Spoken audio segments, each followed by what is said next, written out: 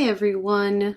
If you can hear me, please type something in the session chat so that I can know that you guys can hear me. Hello. Awesome. I'm going to give it a couple more minutes until we see if we get a couple more people coming in. Hello. Yeah, it's me again.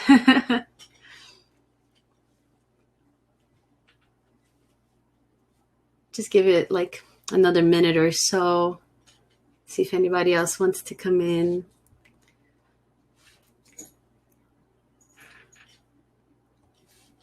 Yeah, I know it's getting pretty late in the day, huh? I bet a bunch of people are just super tired at this point.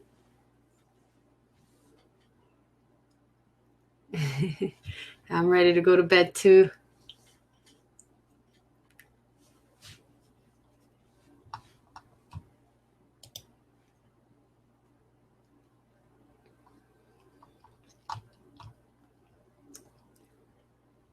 Hello, hello. Just giving it a couple more seconds to see if anybody else joins the session. I'm going to get started soon real quick here.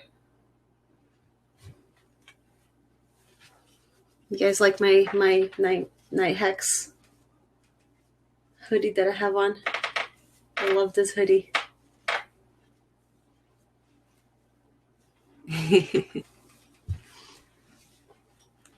All right, well, let's go ahead and let me go ahead and share my screen. So I wanted this session to be more of a conversation. So I'm expecting a lot of participation from you guys. Any questions at all that you want me to answer, go ahead and put it on the chat. And I kind of just wanted to have a conversation as I go through these slides and talk about these topics.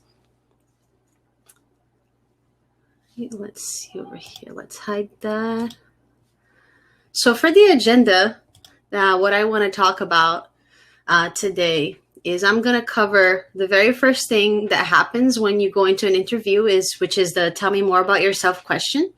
I want to give you guys a structure and tell you, what exactly you should be including in that answer, how you should structure it, how long you should be spending on it.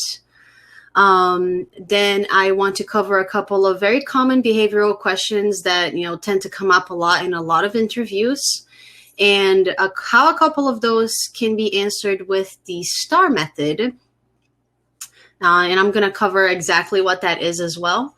And finally, at the end, I want to give you guys a couple of ideas for follow-up questions for your interviewer at the end of the interview. And these are all of the things that I kind of zeroed in as being the most important parts that you want to hit during your behavioral interview. Sometimes the interviews are mixed, right? They'll give you 10, 15 minutes in the beginning to ask you a couple of behavioral questions, and then you jump into the technical aspect. But I really feel like the behavioral part of interviews is overlooked by a lot of people. A lot of students don't even prepare for the behavioral part of the interview, and that's a mistake. This is definitely something that you should be spending time on as well, not just doing leak code. Obviously, that's super important. Go ahead and do your leak code. I hope a lot of you guys went to Henry's session earlier today. It was great. He had a really great workshop. But yeah, definitely spend time and actually prepare. Think about these questions. Think about the situations that you want to talk about when asked these questions. When I was going through my interview prep, I made an entire Notion document full of a bunch of different behavioral questions that I could have gotten, and wrote a couple of bullet points of situations that I knew I could talk about. Because sometimes when you're in the middle of the interview and they throw a question at you, you're like left scrambling and like, oh my gosh, I have no idea how to answer this. And then you have to like take a couple of minutes to even just think about a situation, right? You don't want to be in that situation. You want to have prepared ahead of time. But let's go ahead and cover this. Tell me more about yourself. I want to give you guys a good structure on what to say when you're asked this question. The structure that I like to have is these 4 things. You're going to start by saying what your current role is. Then you're going to talk about your past technical experience. Then you're going to tell them a little bit about your leadership, your relevant soft skills, coursework, anything that is like technical that is pertaining to, you know, who you are. And finally, we're going to cover how to close. So let's go ahead and get that. For your current role, you want to keep this pretty short, right? You want to say 1 to 2 sentences at most, really just what you're currently doing. You're either a student or a professional. So for example, I'm currently a senior at the University of Central Florida. I'm majoring in computer science and minoring mathematics.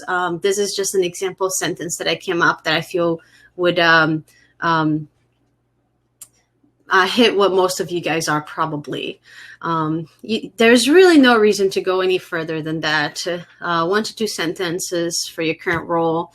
Your past technical experience, this is actually going to be the bulk of your answer.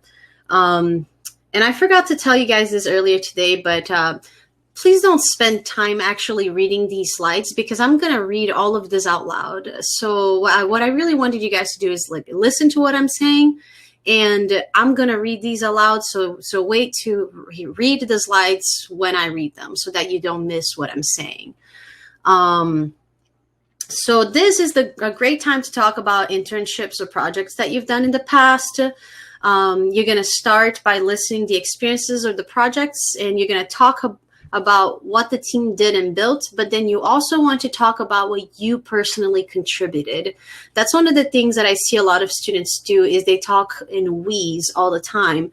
And like, while that sounds really great, you want to make sure that you put out there the idea that, hey, we did this as a team. I want to give credit to the rest of my team, but this is also an individual interview, right? So they want to know what you personally did. They want to know your individual contributions.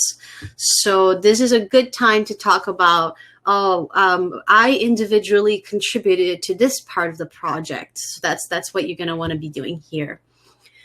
This is where you want to mention relevant tech and frameworks used, but you don't want to dive too deep into that, because if they want to know any more details about any given experience that you talk about, they're going to ask you that in a follow-up question. So when you're talking about your past technical experience, you really want to keep it as a general overview, and just kind of hit the most important bullet points.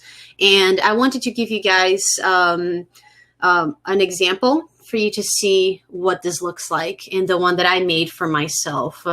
So I'm just going to kind of read this a little bit to show you guys how I would do this in an interview myself. Like, this is actually how I did it in my most recent interviews, and I just wanted to repeat this so that you guys can see what it looks like. So I would go into an interview, somebody would ask me, tell me a little bit more about yourself. And then I would go, hi, my name is Liana. I am a current graduate of the University of Central Florida.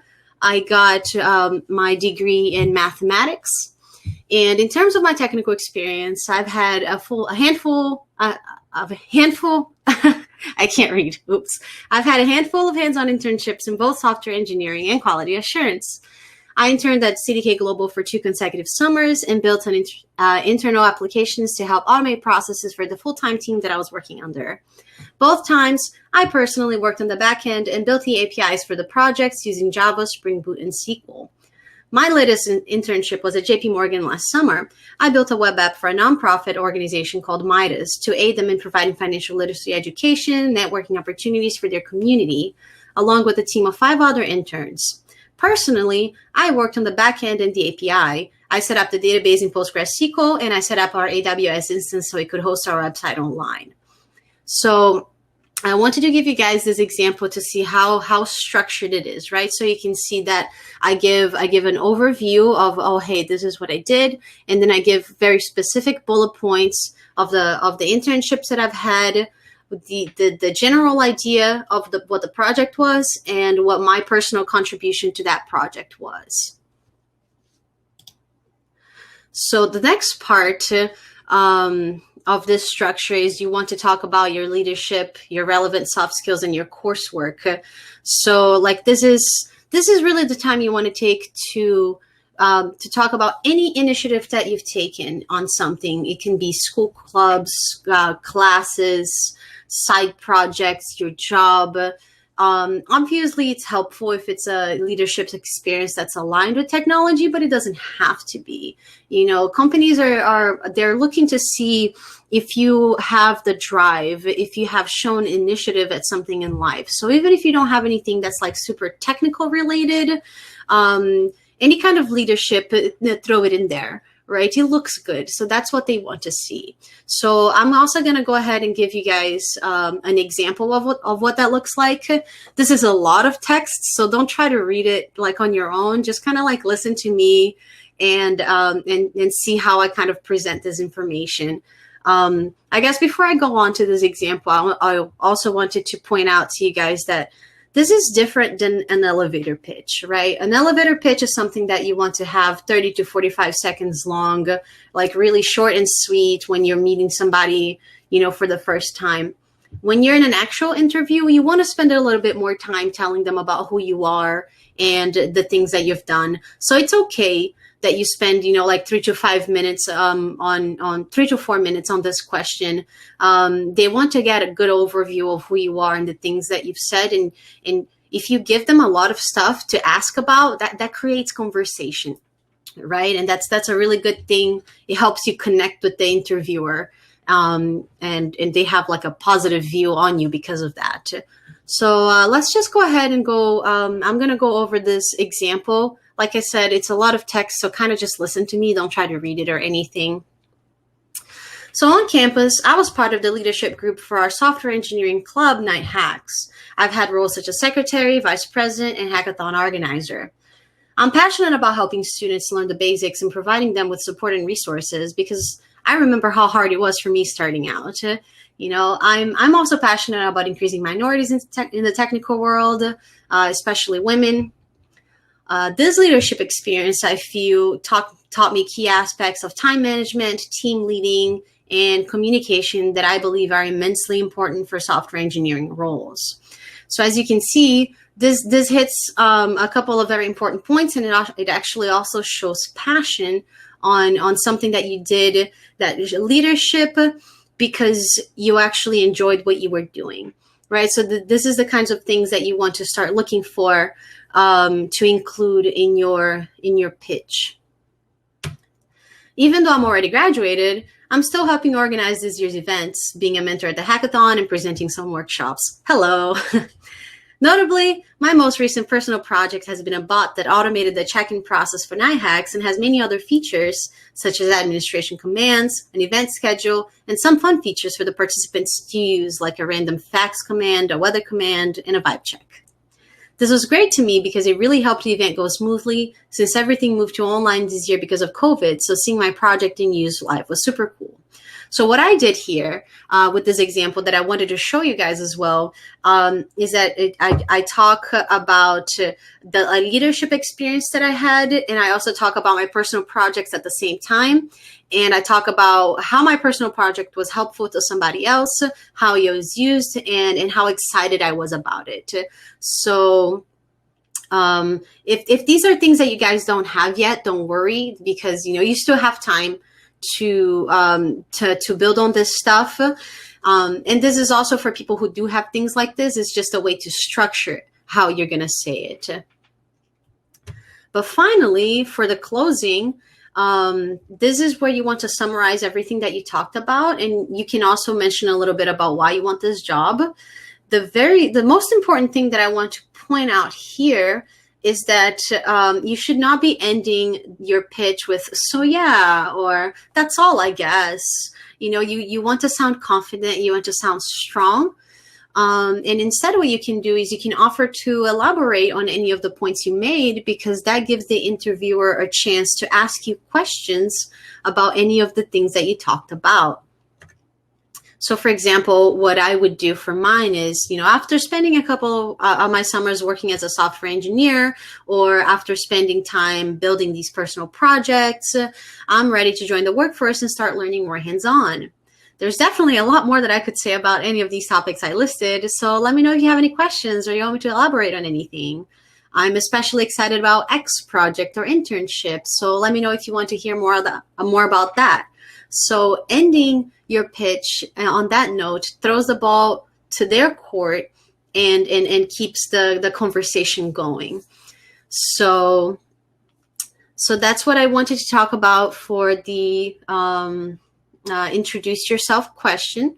If anybody has any questions, go ahead and put that down for me. I'm reading the chat as I go along. So if I feel like that's a good, we're at 15 minutes now, so that's already a good couple of minutes into the interview process.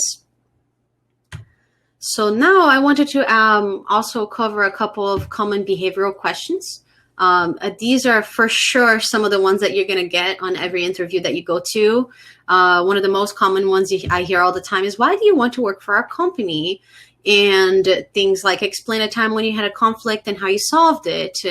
And tell me about a goal you set and how you achieved it. So I want to go over some of these and kind of explain to you guys what the employer is expecting when they ask these questions.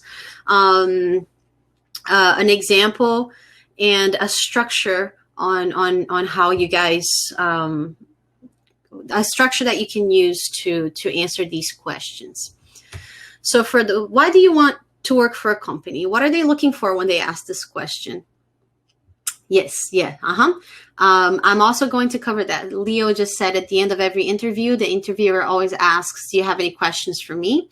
And I'm going to cover follow-up questions for when they ask you that as well, because that's 100% for sure going to come at you. But before we get to that, why do you want to work for a company? Why does a company ask you that, right? Sometimes it can seem frustrating, like, oh my gosh, I want to work for you because I want a job. But there's a reason why they're asking this question, right? The company wants to know if you've done your homework on them. They want to know that you actually went out there and did research. They want to know if you're going to be a good culture fit. So what you want to do here is you do want to go ahead and do your research before jumping into this interview. You know, you want to talk about their mission statements and their values. And for me, what I find is most helpful is I actually imagine yourself working at this company and ask yourself if it's a place where you're actually going to be happy at, right? So when you actually imagine the scenario, it's going to help immensely in answering honestly, why do you want to work for this company? They're looking for genuine people. They're looking for your actual honest answer. So strive to actually put in the work to do research on these things and not just the technical part of the interview, because a lot of companies, they are looking for somebody who will fit with the other workers that are there as well. So as an example, I wanted to talk a little bit about Microsoft, because Microsoft is the most recent interview that I did. So this is the research that I did at Microsoft when I was getting ready for the interviews. So Microsoft's mission is empower every person in every organization on the planet to achieve more. And when I was doing research, I also found that their culture includes growth mindset, customer obsessed, diverse and inclusive, one Microsoft, and making a difference. So these are all things that it's going to be different for every company. But at the end of the day, they're all going to end up being pretty similar, right? So you want to look at these bullet points, at these things that they talk about, and you really want to ask yourself and think critically, what does this mean? What are they actually looking for in a worker when they say these things? What does it mean to have a growth mindset? What does it mean, one Microsoft? For me, for example, I felt that it would be a good fit for me because I have that kind of growth mindset. I want to continue working on myself. I want to continue always learning new things. Eventually, I want to go back and get my master's degree. So these were all great things that gave me an idea on what to talk about when I was doing that interview, right? Because then they were asking these questions and I knew that I was right there hitting every single bullet point that they wanted to hear because I already knew what the company was all about. right? So that's really going to get you brownie points during the interview. So you're going to say something like, I want to work for X because I can see myself working there long term. And hopefully that's going to be true, right? For you, it's not going to be a lie. You want to research and possibly even talk about the products that they build, why you like to use them, possibly even like, improvements that you've thought of. And for me, one of the things, I actually got this from my recruiter at Microsoft. She asked me, what are the top 3 most important things for you to decide where to work at? And I thought about these things, and this is what I actually talked about when I was doing my interview with Microsoft.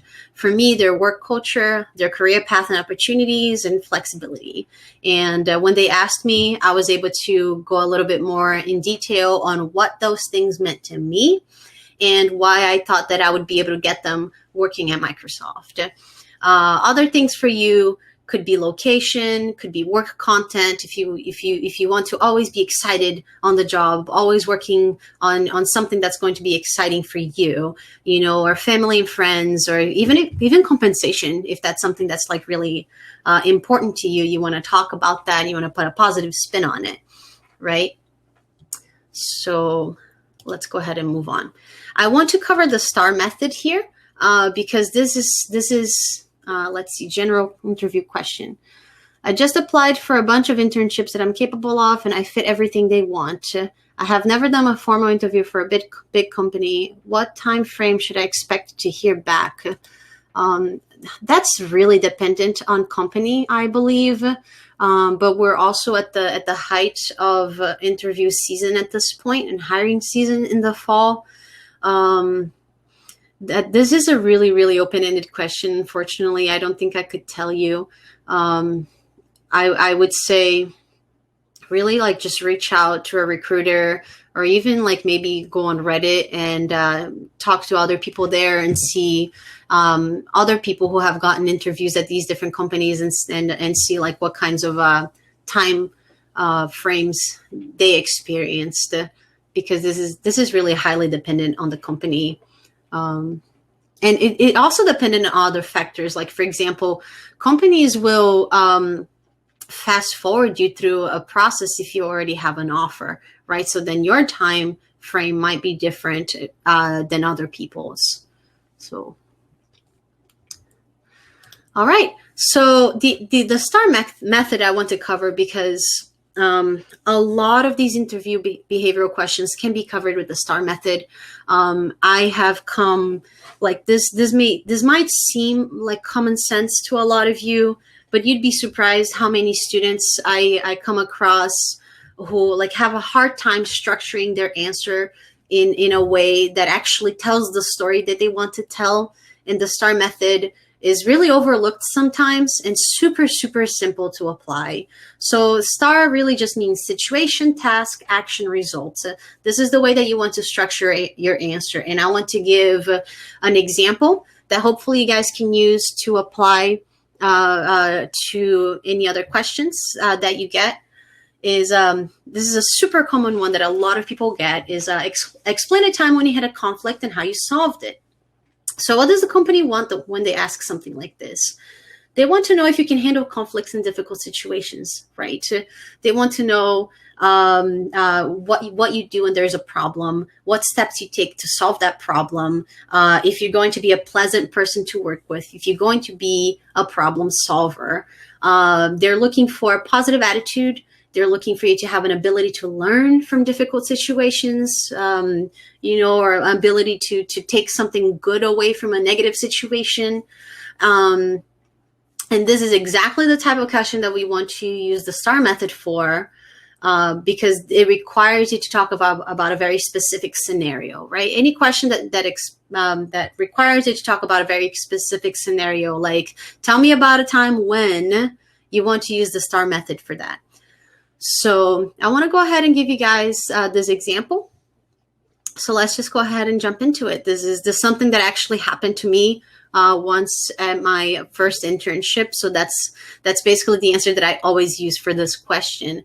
So for situation, you want to explain the conflict.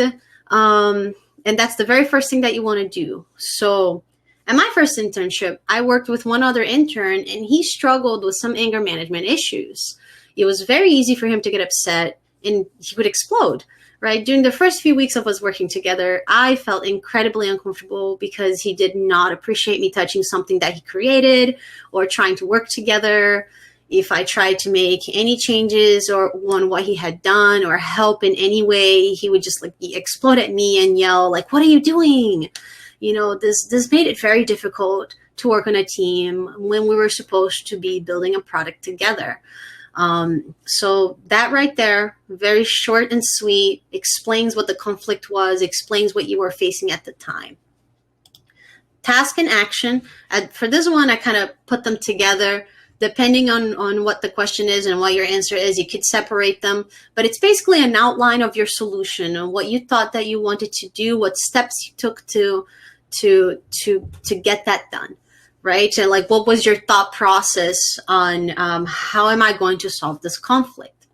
What I did is I asked to speak to our mentor one day after work, and I explained what was happening, how it made me uncomfortable, and that I didn't want to have to escalate this to anybody else higher up. And I asked my mentor for advice on how I could react to mitigate the issue and make things better.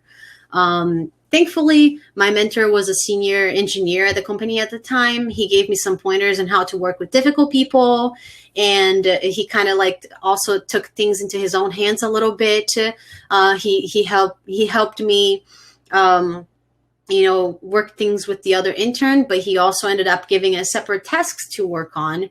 So I wrote the API on the back end, and my teammate built the front end using React.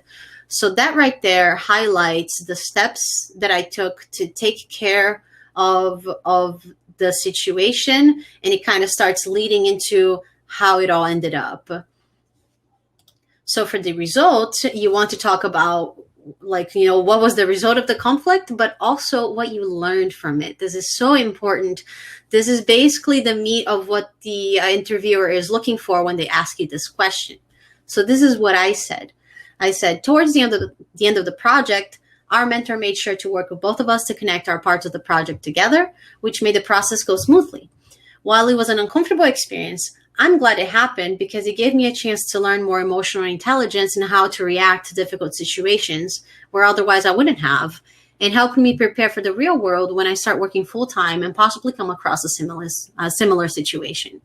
So this, even though it was a conflict, it was something, that could have escalated and become like a much, much bigger issue than it was, I managed to turn it into a net positive, right? So not only did I deal with somebody who was very difficult to work with in a situation that made me really uncomfortable, I was still able to finish the project to its completion successfully, and I took something positive from it.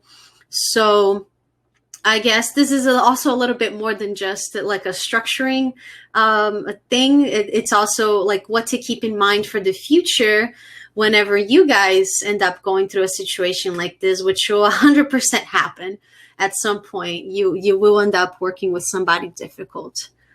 So the next question that I wanted to talk a little bit more about is, tell me about a goal you set and how you achieved it. What is the employer looking for when they ask something like this? They're interested in your work ethic, your motivations, what steps you take to finish something you start, and how you go about accomplishing something that you want to get done. This could really be anything that ended in a net positive for you. It could be learning a new skill, learning a musical instrument, finishing a project, passing a difficult test or class, graduating college, or getting a job that you set your eyes on. If it was a goal that you set and that you worked towards, it's a good contender for an answer to this question. So what you want to do here is you want to outline your plan of attack, how you structured the steps towards your goal, how you prepared, how much time you spent on it, and, kind of like give a little bit more information about that. I think I have a little bit. Yeah. So for example, I wanted to talk a little bit about an example so that you guys can have an idea as well. Personally, the biggest goal I set for myself was graduating college and becoming a software engineer. which I imagine is also going to be the answer for a lot of you guys.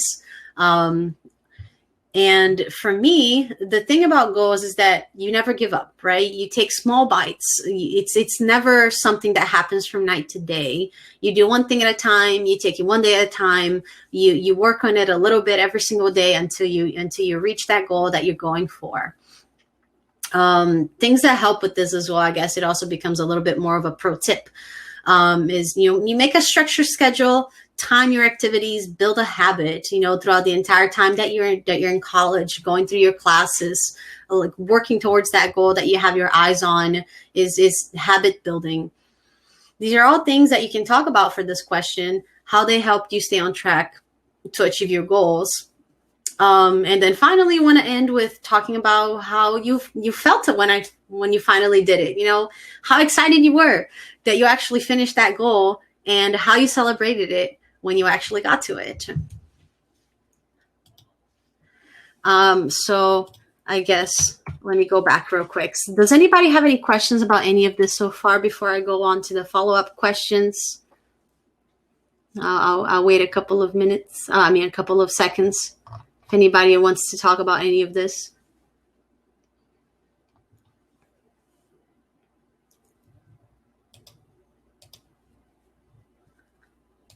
Okay, all right, let's move on. So finally, the follow-up questions is the question that you're definitely gonna get at the end of the interview. The interviewer is always going to ask, "Do you have any questions for me?" At the end of the interview. It looks really bad if you don't have any, right? It looks like you went into this interview unprepared. You didn't do your homework on the company. You're not very curious to know more about them. Like they're going to be asking, why doesn't this person have any questions for me? This is your chance to hear about somebody who actually has first-person experience working at this company at a position that you want to be in. So you should have questions about this, right? So they want to see if you've done your homework. They want to see that you're curious and that you're actually interested in this position, right? You want to ask about things that are important to you, your interests, and your career objectives. And the main thing here too is that interviewing is a two-way street. You want to make sure that you're asking questions to see if this is going to be the right role for you. Are you going to be a good fit at this company? Sure, maybe it's a company that pays a ton of money, but maybe their work ethics or the company culture just doesn't match with you. Are you going to be happy there? You also want to be able to ask these questions to see if you can see any red flags. If you ask somebody, hey, how do you like working at this company, or do you have any negatives about working at this company? Or if you ask something like, how is the work-life balance at this company? These are all super important things. Do you want to be working at a company where they'll be calling you at 10 p.m. on a Sunday or a Saturday to do something, outside of work hours when you don't have to, you want to try to get a feel for how they work with each other, what the expectations are. So some ideas for follow-up questions that I wanted to give you guys. And these are some of that I always ask as well is, tell me more about the company culture. What's your favorite aspect of working there? What's your least favorite aspect of working there? Even like a little bit more technical things like, what's the average team size? What level of collaboration is usually expected within the teams? Am I going to be working by myself a lot? Do you guys do pair programming, any kind of mob programming? Is there going to be a boss, breathing down my neck at 24/7 every time that I all day when I'm working? These are all things that you want to think about. You want to spend time thinking about, that you want to know. And the interview, when you're live with that person in front of you, this is the most important. This is the perfect time for you to ask these questions, right? So you don't want to miss that opportunity. You don't want to go into these interviews unprepared for your behavioral, because this is a really great opportunity about a company that you might be working at for years of your life. So this is everything that I wanted to talk about so far. These are all the pointers that I had, but any questions that you guys have at all, please go ahead and throw them at me. Yeah, I want to hear from you guys, and you can find me online. That's my LinkedIn, as well as my personal website, which I still need to update. Jordan, okay, let me see, what question did you ask after you moved on? You asked a question about the time frame that you should hear back. Oh, I see. If we have no hard set conflicts, how can we approach the last question? Yeah, this is a really good question, right? So when they ask you about a conflict, it doesn't have to be something like hard set. It doesn't even have to be like, oh yeah, I dealt with this like super difficult person, I hated working with them. It can really be anything that you had a hard time on. Like, what was a challenge that you had to overcome? And don't tell me that you didn't have any, because that's a lie. Everybody has challenges. So I'm trying to think of some examples, but it doesn't have to be like the story that I gave. It could really be anything that you had difficulty overcoming. If you can think of something, if you can think of a challenge, you can put a positive spin to it, and you can use that to your advantage. Yeah, I know, Jeff. A lot of us have had this question before. It's a very, very common one. So that's one of the reasons why I wanted to cover it. But yeah, so this is really like a good way to structure all of your answers to these types of questions. And I really wanted to just like drive home the point to not underestimate your behavioral interview, right? Let me see. Could you give us some tips on plugging our KnightHacks experience and projects in our interviews? Yeah, if you saw any of the examples I gave, that's literally all I talked about. This previous interview that I had with Microsoft, KnightHacks was basically all I talked about, because I was so excited about it. I was like, did you guys know that there is this hackathon coming up this weekend that I'm helping organize? So let me see. You want to plug your KnightHacks experience. You can talk about it as if it's an actual experience, right? You want to talk about it in your introduction pitch as part of the leadership experience that you have. You can talk about, like, after you have some internships, after you talk about some internships, or if you don't have internships that you talked about, you can just go ahead and jump straight into the leadership experience. Be like, hey, at my school, I am a board member for the software engineering club, and this is what I did for it. And there's this event, and or even hackathons that you've gone to. You can plug them as personal projects that you have, right? So I have included past hackathon projects in my resume, and they have become talking points during interviews. So that's definitely a really good thing to talk about. Find a way to throw them in there. Let's see. Gustavo said, if you don't have a lot of internship experience, should you emphasize personal projects instead? Absolutely, 100%. If you don't have internship experience, the next best thing is personal projects. Honestly, I probably wouldn't even say next best thing. It's probably just as good. Because it shows passion. It's a project that you did because you wanted to, right? You wanted to learn more about this thing. You did this in your own free time. It wasn't even like for money, working for a company. So personal projects that's what you should be doing with your free time. Obviously, if you have the passion for it, and if being a software engineer is something that you want to be. So let's see. I see you have a portfolio. Has that helped anything? I'm thinking about making an online portfolio resume, but not sure if it's going to be anything or just more time to pour into something. I used my my personal profile as actually one of my projects. I list it as one of my projects in my resume. If you take a look at it, um, that's how I treated it. To be honest, when I built that website, I treated it as a personal project. It was also when I was learning HTML, CSS, and Bootstrap. So I was super excited about it when I made it. I wanted to showcase everything. You know, I wanted to showcase my projects.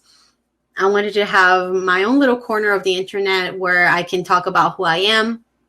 LinkedIn doesn't have a super good structure for personal projects like that. You know, they put those things like all the way at the bottom. So having a personal website can be really helpful. Once again, it shows drive. It shows that you actually went out of your way to complete a project. And it provides a place for you to actually showcase the things that are most important to you in a structure that you get to decide, right? So yeah, I would say definitely yes, it is a good time sink if you want to make your own website. What about the extent you should add personality to your answers? I personally think that's a really great thing to do. I don't think any company would complain about you putting personality in your answers. You know, I used to worry about that. I used to be like, oh, what if they think that, like, you know, I don't know, I'm too unprofessional or something like that. But I think that's what gets interviewers excited about you, right? They want to see who you really are. I actually recently also went to a Microsoft interview prep session myself. And that was actually one of the questions that I asked them was, you know, I want to put a little bit more, you know, personal info there, a little bit more personality. I want to talk about my background a little bit more. Do you think that this is okay to do? And they 100% encouraged me to do so. And they were like, yes, this is what we want to see from you. Granted, Microsoft is known to be to lean a lot more behavioral than other companies for example, Amazon. Amazon does a lot less behavioral than Microsoft, but you know, it's still something that if you're talking to somebody face to face, putting your personality in your answers is going to make you stick out to them. It's going to make them remember you, and that's what you want to happen, right? So let's see. I'm working on one now. I guess the website everywhere I've been to has recommended a personal website to showcase your skills. Absolutely, 100%. Make your website, make your portfolio. At the end of every interview, the interviewer always asks, do you have any questions for me? Do you think it's always bad to say, no, I don't have any questions? I think that it shows badly on you. I think that it's always good to come with a couple of questions, because like what I was saying before is if you don't have any questions for the interviewer at the end of the interview, it shows that you didn't really do your research on the company. It shows that you're not really curious to know more about them. You know, like if it was me, for example, I would be like wondering, unless it had been like we had really talked extensively about the company before and I had already asked questions, or like the person had already asked questions, I would really question, like, why doesn't this person want to know more? You know, why are they not more curious about this position that they're interested in? So I would say, if possible, like what I did, actually, I wrote a bunch of flashcards. And one of the flashcards specifically had a bunch of follow-up questions that I could ask at the end of an interview. So I always had something that, you know, hadn't been talked about in that interview yet. So even if we had already, you know, covered a bunch of other things about the company, if I had already asked questions, I would always make sure that I had one extra thing that we hadn't talked about yet. Actually, let me see. I did. I forgot to say one thing, and this is so, so, so important. I'm glad that we ended up coming to it. Even if you have nothing else to ask the interviewer at the end, there is one question you should always ask, and it's, do you have any feedback for me? Could you tell me what you thought about this interview, how you think I did? How could I improve? Do you have any tips or pointers or feedback for me? And these are things that you actually want to take to heart. At the end of every interview, I always make sure to ask this question, and they always love it. You know, it shows that you always want to improve, that you want to listen to advice, and that you want to take that advice and actually carry it with you. So even if you have no other questions at the end of the interview, at least ask that one last question is, do you have any feedback for me? How did I do? So let's see. If we're mass applying, then how can we research into every company though? Yeah, that is a really good question. It does become hard. You know, I do understand that it's a really cutthroat industry out there. You know, especially a lot of students nowadays it takes like 50, 70, 100 applications sometimes before you get you know, an interview. But the good thing is that you can hold off on doing research until you actually get an interview with somebody, right? Because nowadays, what ends up happening is most of these companies are going to be sending you always first online assessments. So you're going to be doing a coding challenge online. So that's what you want to focus on first. You want to focus on leak code. You want to focus on your technical skills. You want to make sure that you're actually able to pass these technical interviews before you get to talk to somebody else. So the good thing is there will be few companies for you to actually do this kind of research on. This is the kind of research that you do to a company that you already have an interview for, right? You either have a phone interview, or you actually have like a virtual face-to-face interview with them. So you don't have to worry about doing that kind of research to every single company that you apply to, because I can 100% guarantee that you will not hear back from most of the companies that you apply to. That's just the reality of the situation. All of us have gone through it. I applied to over 100 companies before I got my first internship. And before I got my first full-time offer, I applied to over 30. I heard back maybe from 3 out of all of those. So those are the companies that I was doing my research on. But yeah, definitely not a last resort. You always want to ask that question, you know, give me feedback. You should be excited to hear back what they thought about you, right? It's like, because if you think about it, once you're out of that interview, you're going to be asking yourself, I wonder how I did. I wonder what they thought of me, you know, like, why wonder? Ask. You have them right there. You know, at the end of the interview, just be like, can you tell me what you thought of this? How do you think I can improve for the next time I go into an interview? You know, most interviewers will be super happy that you even asked something like that, because I can guarantee you most people don't. All right. Those are all some really, really great questions. Thank you, guys. Do we have any more? Thank you. Thank you guys for coming. Yeah, I'll be sitting here a little bit longer if anybody else has any other questions to ask. If not, you feel free to go ahead and leave. I won't be offended or anything.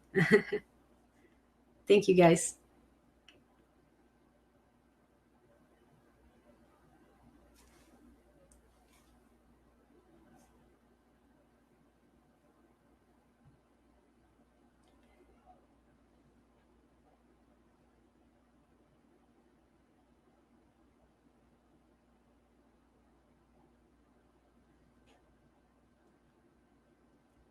All right, I think that's a wrap. Thank you, Harold. I guess I should have posted those links, shouldn't I? Oops. Yeah, find me. My website is like not super pretty right now or anything like that. I need to update it, but yeah, definitely find me on LinkedIn. Add me up.